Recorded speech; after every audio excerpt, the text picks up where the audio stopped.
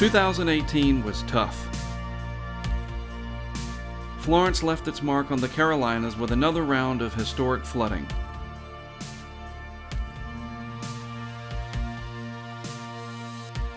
In Florida, Category 5 Michael laid waste to a good portion of the forgotten coast along the Panhandle.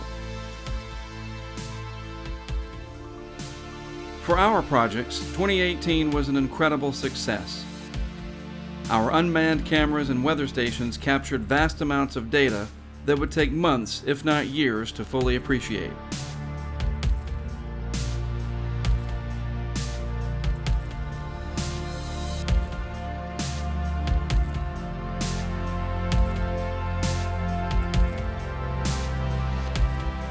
It was time to move ahead and develop the next play. The off-season was here, but there was still much work to be done.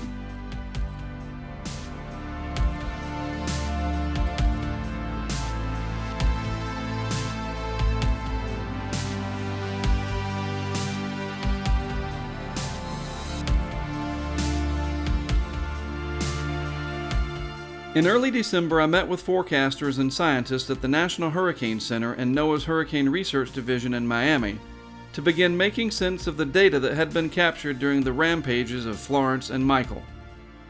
The video data is great because it shows the evidence, the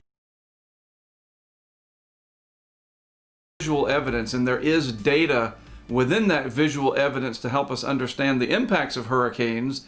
But also, equally as important is the weather data, the actual wind data, the pressure data, and it's quite an honor to be able to sit with these folks, the scientists, the forecasters, at the National Hurricane Center and discuss ways that we can use this data and how we can do things even better in the future.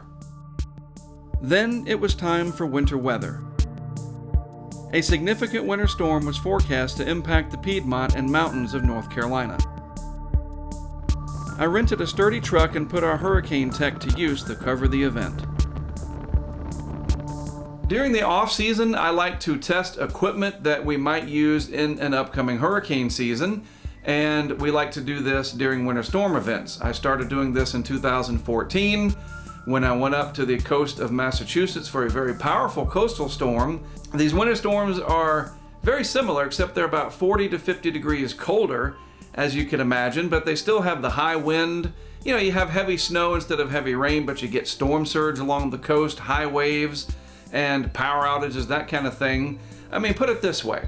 I can test equipment out in my backyard, but it's better to do it in real-world situations, and we like to take advantage of these big winter storms along the East Coast to do just that and help us to get ready for the next hurricane season.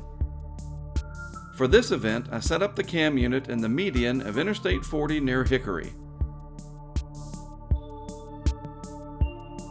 I then took to the air using my quadcopter, flying over snowy landscapes in Spruce Pine, Marion, and Morganton. This was quite the contrast in scenery compared to that of Mexico Beach or a flooded highway just a few months earlier. After the very busy 2018 hurricane season, it was time for a vacation for my wife and myself. So on December 18th, we jumped on a plane and went to one of our favorite destinations, and that is Las Vegas, Nevada. I'm gone a lot when it's a busy hurricane season. Like I said, 2018 was certainly that. So it was a chance for us to catch up and just spend some time together, but unfortunately, as it goes, things didn't quite turn out the way that we had planned. I got an instant message from my nephew Nathan, who tells me my brother Mark has had a grave cardiac event. I was at work and I got a text message that he was in the hospital out in Vegas. We were headed over to some friend's house for a Christmas party. Got a text message with a photo attached Mark had sent, and here he was laid up in the hospital, and I was immediately replied back, WTH. What happened was that I had what is called an aortic dissection. It's not a heart attack. The aorta, as I have learned, is the largest artery in your body, and due to high blood pressure in my case, simply not taking care of myself, I guess eating very poorly and letting my weight really build up over the years, that eventual pressure on my aorta caused it to separate from the inside out. Here he was laid up with all types of issues going on there in Vegas. So my first opportunity, I got over there to see him, and he did not look great. We were really concerned as to whether he'd make it or not. It can be lethal, and it certainly almost killed me. In fact, it is what killed John Ritter, the actor from the Series 3's Company. He died from aortic dissection back in 2003, I believe it was. And I spent a week in the hospital. Very upsetting to my family, my friends, my colleagues. I mean, I'd known Mark for 20 years, something like that. And, this 20 years of bad habits, and that can kind of catch up with you after a while. I guess that's what happened. It's not like I went out and I broke my arm or something. This was life-threatening, and I had a big choice when I got out. Are you going to make changes, and you're going to make your life better from a health perspective? I talk about common sense, being prepared, for hurricanes, and I wasn't practicing what I preached from my own health perspective. And so once I got back, right before the new year, I put my mind to it. I thought, I'm going to eat better. I'm going to take my medication. I'm not going to fear the doctor anymore. And I'm going to embrace all of this as a life-changing event and do something about it and make some positive changes. And that's exactly what I did.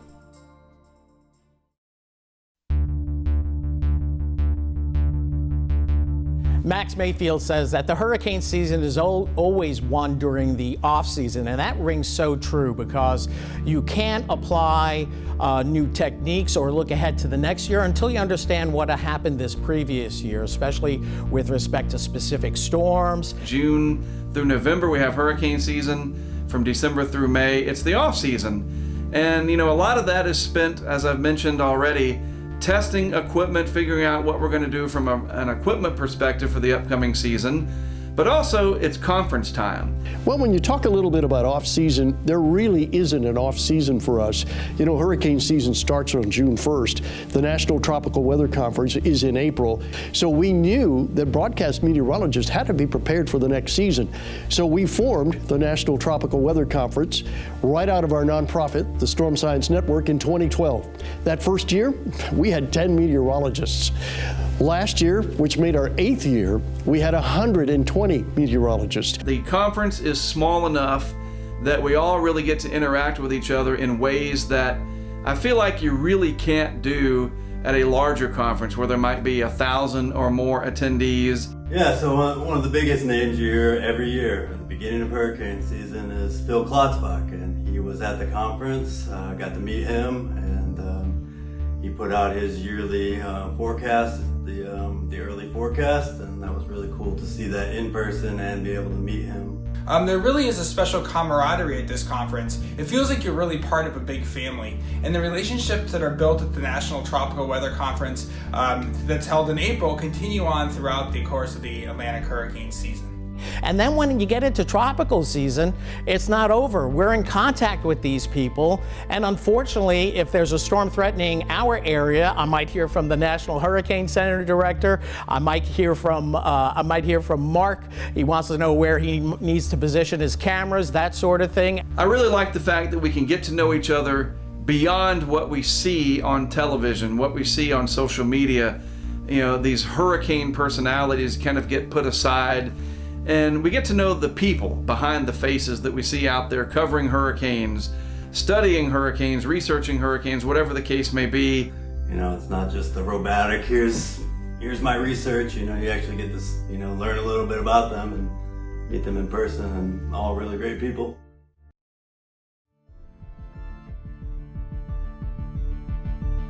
I have always had a big interest in collecting accurate wind and pressure data. And we did several attempts at different ways of going about it, with it being on the roof of the vehicle to having a 10-meter wind tower that we toted around and tried to stick up in a hurricane right just before the hurricane approached. One of my key goals in the off season in the early part of 2019 was to come up with a better way to collect wind data.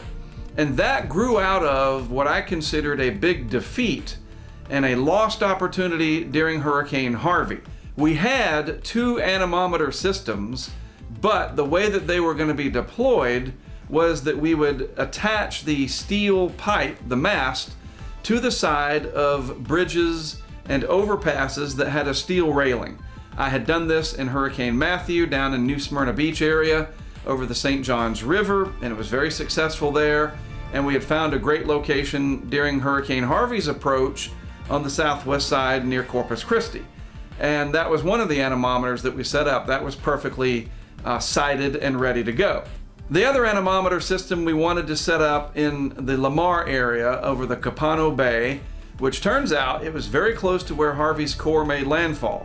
The problem was the bridges there are all concrete railings, right? They are all made out of concrete, and so there was nowhere to secure the steel mast in that situation. And it really bothered me because the core of the Category 4 hurricane went right over that area, over Rockport, over Lamar, the Capano Bay, and we would have captured exceptional wind data, and I felt like that was a big missed opportunity. Fast forward to Hurricane Michael 2018. Again, we put the anemometer on the steel railing of the bridge there, the Hathaway Bridge going between Panama City and Panama City Beach, very high above the water. That was no problem, very well exposed to the wind. And lo and behold, what happened? We captured almost 120 mile per hour gusts and a very accurate wind trace of Michael.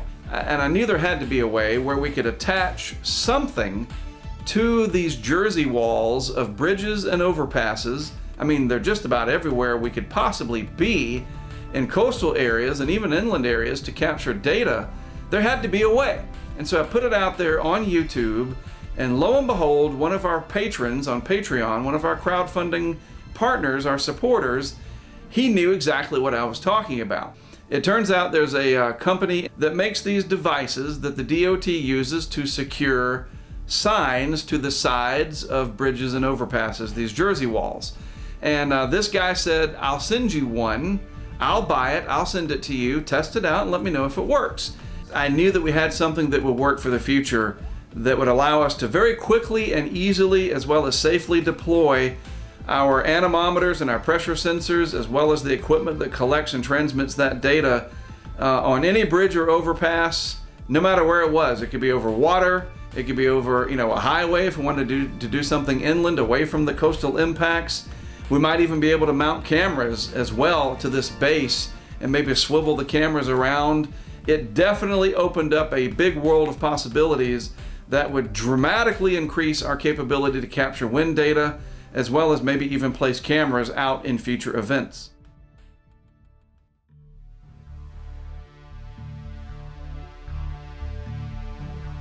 In late May, I traveled to Toronto to participate in a media tour for Discovery Canada to help promote a documentary about 2016's Hurricane Matthew. It was my first ever trip to Canada, and I must say it was great. The PR team put me up at a nice hotel and then led me on a day-long tour of Canadian TV and radio stations to help promote this major documentary. For Atlantic Canada, Matthew was a very impactful event, and so this documentary put together by Discovery Canada covered all of those aspects of it. I was a big part of it. They featured a lot of interviews from me, as well as video that I had shot, both handheld or from the remote camera units, etc. I got up early in the morning. I was taken all around town, had my own personal driver, my own public relations person. She worked with me to get me in front of the cameras, get me on the radio interviews, and everybody was very well receiving of me. Quite the excitement, for somebody that has done this for as long as I have, to do something different like that, especially in Canada. Something that, I certainly won't forget.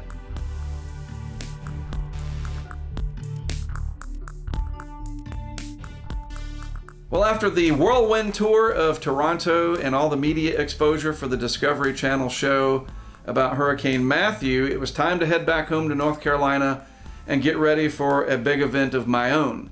I had put together a special documentary about the 2018 hurricane season.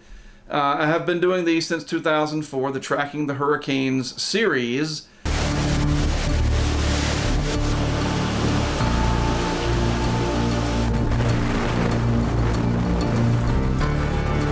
these long format films, if you will. And the 2018 edition was really my best work yet, and I knew I had something very special. The stories, the video, the uniqueness to it, the innovation that we had pioneered, and the footage that was captured, all of that, combined with quite the musical score.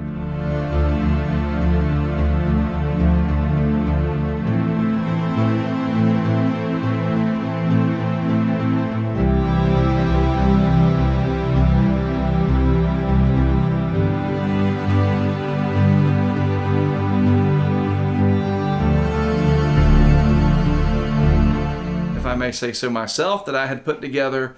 I wanted to show it at the movie theater. I thought this is worthy of showing on the big screen. And I was very fortunate that I had a sponsor, the Boggs Law Group out of St. Petersburg. I had been working with them on some Hurricane Michael legal work for helping homeowners in Florida. And Amy and Scott agreed to sponsor these showings. I showed one in Wilmington, North Carolina at Regal Cinemas, and the other down in Tallahassee at a Regal Cinemas there in June. And just to see my work on the big screen, to hear the audio soundtrack there, the music, the sound of the hurricanes on those speaker systems, and pure digital magic was incredible. And I was very honored, to be able to do that. There's always that next play. What are you going to do next? And I took all that momentum that was built after I got out of the hospital from Las Vegas, what could have been very depressing, very down, right? Instead, I said, what? Let's just go forward. Let's develop that next play. Let's do things better, bigger, more ambitious than ever before. And we were absolutely ready for the 2019 hurricane season.